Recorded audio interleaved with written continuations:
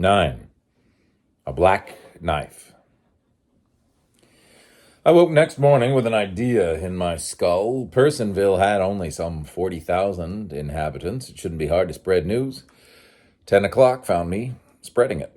I did my spreading in pool rooms, cigar stores, speakeasies, soft drink joints, and on street corners, wherever I found a man or two loafing. My spreading technique was something like this. Got a match? Thanks. Going to the fights tonight? I hear Ike Bush takes a dive in the 6th. Ought to be straight. I got it from Whisper. Yeah, they all are.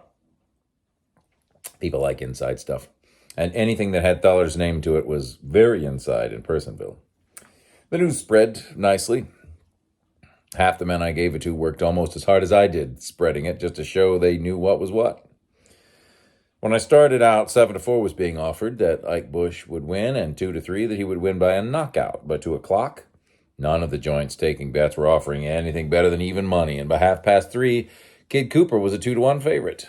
I made my last stop at a lunch counter where I tossed the news out to a waiter and a couple of customers while eating a hot beef sandwich. When I went out, I found a man waiting by the door for me. He had bowed legs and a long, sharp jaw like a hog's. He nodded and walked down the street beside me, chewing a toothpick and squinting sidewise into my face. At the corner, he said, I know for a fact that ain't so. What? I asked. About Ike Bush flopping. I know for a fact that ain't so. Then it oughtn't bother you any.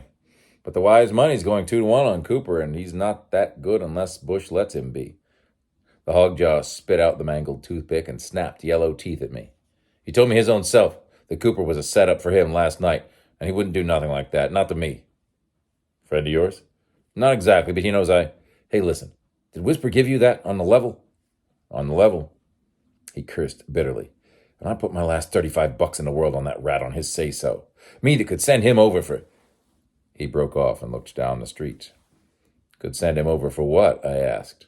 Plenty, he said. Nothing. I had a suggestion. If you've got something on him, maybe we ought to talk it over. I wouldn't mind seeing Bush win myself. If what you've got is any good, what's the matter with putting it up to him? He looked at me at the sidewalk, fumbled in his vest pocket for another toothpick, put it in his mouth, and mumbled, Who are you?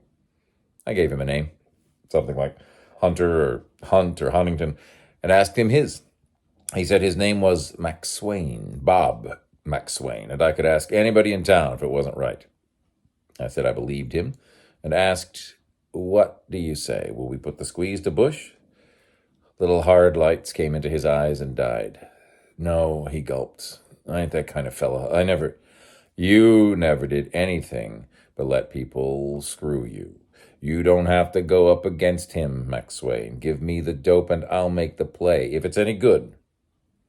He thought that over, licking his lips, letting the toothpick fall down to stick on his coat front. You wouldn't let on about me having any part in it, he asked. I belong here, and I wouldn't stand a chance if it got out. And you won't turn him up? You'll just use it to make him fight? Right. He took my hand excitedly and demanded, Honest to God? Honest to God. His real moniker is Al Kennedy.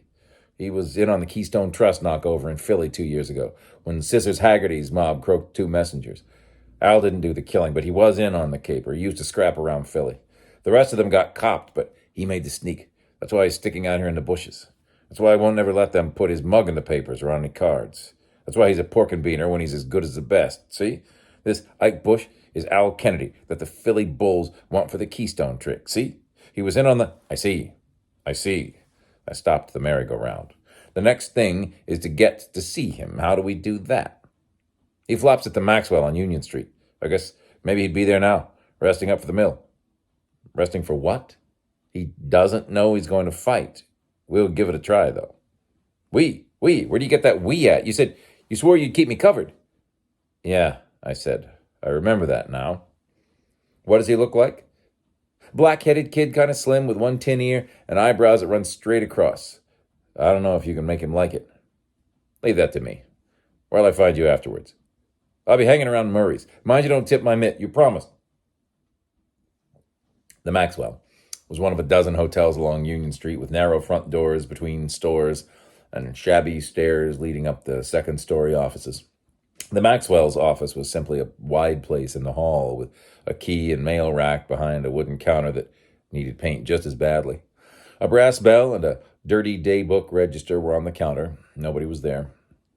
I had to run back 8 pages before I found Ike Bush, Salt Lake City 214, written in the book. The pigeonhole that had that number was empty. I climbed more steps and knocked on a door that had it. Nothing came of that.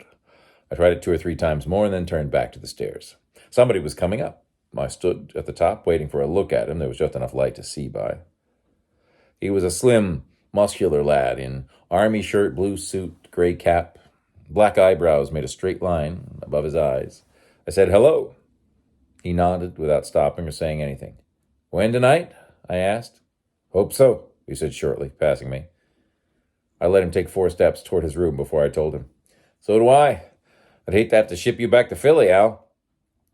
He took another step, turned around very slowly, rested a shoulder against the wall, let his eyes get sleepy, and grunted, "Huh? If you were smacked down in the 6th or any other round by a palooka like Kid Cooper, it'd make me peevish," I said. "Don't do it, Al. You don't want to go back to Philly." The youngster put his chin down in his neck and came back to me. When he was within arm's reach, he stopped, letting his left side turn a bit to the front. His hands were hanging loose. Mine were in my overcoat pockets. He said, "Huh?" again. I said, "Try to remember that. If Ike Bush doesn't turn in a win tonight, Al Kennedy will be riding east in the morning." He lifted his left shoulder an inch. I moved the gun around in my pocket. "Enough." He grumbled, "Where do you get that stuff about me not winning?" "It's something I heard. I didn't think there was anything in it except maybe you duck it back to Philly." "Oh, it'll bust your jaw, you fat crook." "Now's the time to do it," I advised him. "If you win tonight, you're not likely to see me again. If you lose, you'll see me, but your hands won't be loose." I found McSwain in Murray's, a Broadway pool room. "Did you get to him?" he asked. "Yeah. It's all fixed. If he doesn't blow town or say something to his backers or just pay no attention to me or..." McSwain developed a lot of nervousness. "You better damn sight be careful," he warned me. "They might try to put you out of the way.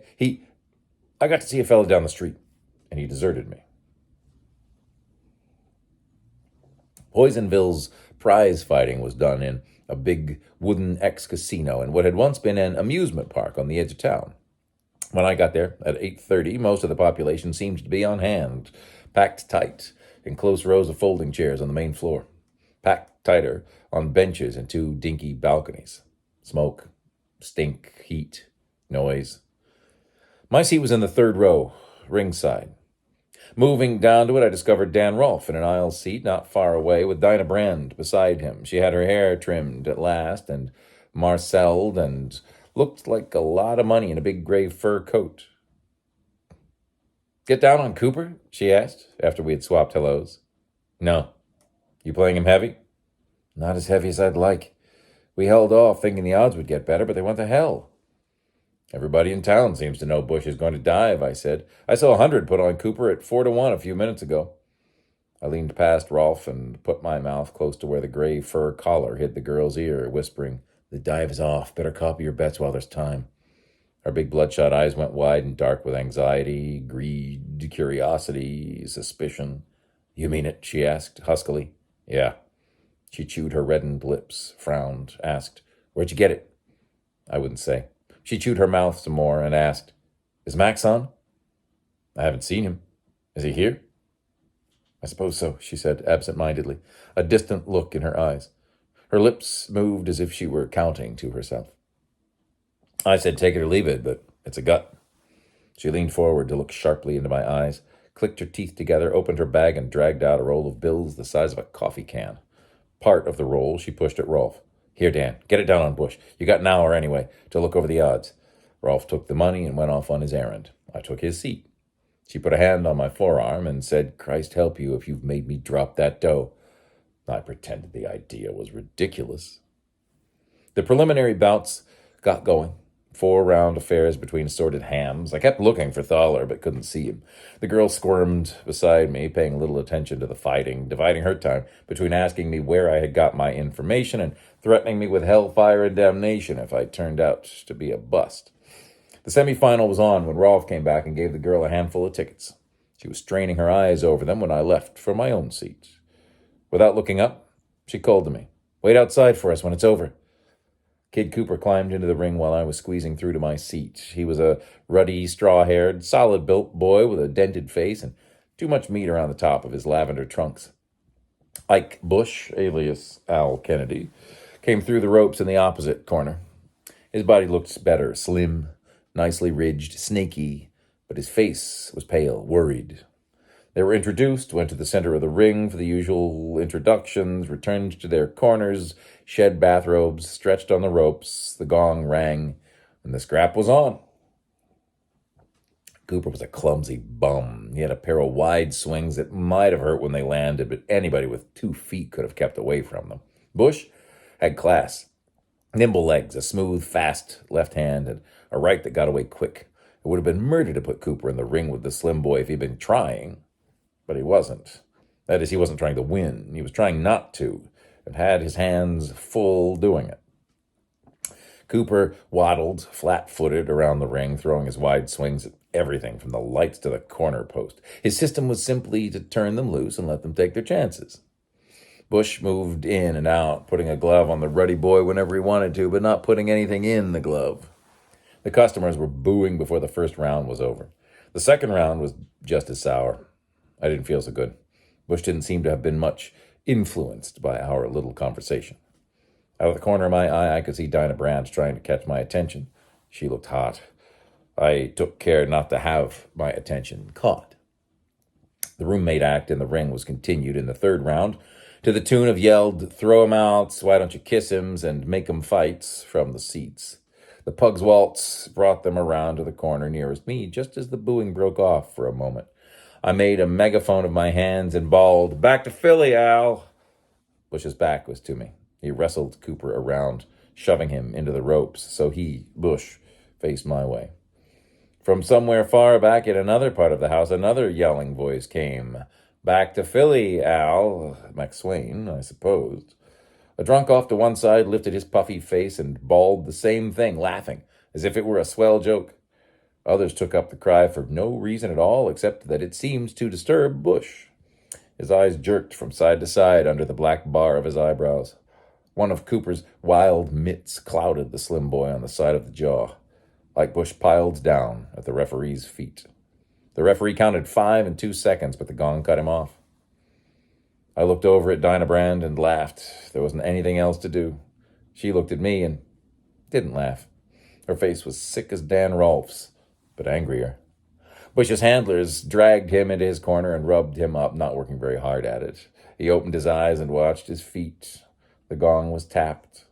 Kid Cooper paddled out, hitching up his trunks. Bush waited until the bum was in the center of the ring, and then came to him fast. Bush's left glove went down, out, practically out of sight, in Cooper's belly. Cooper said, "Ugh," and backed away, folding up.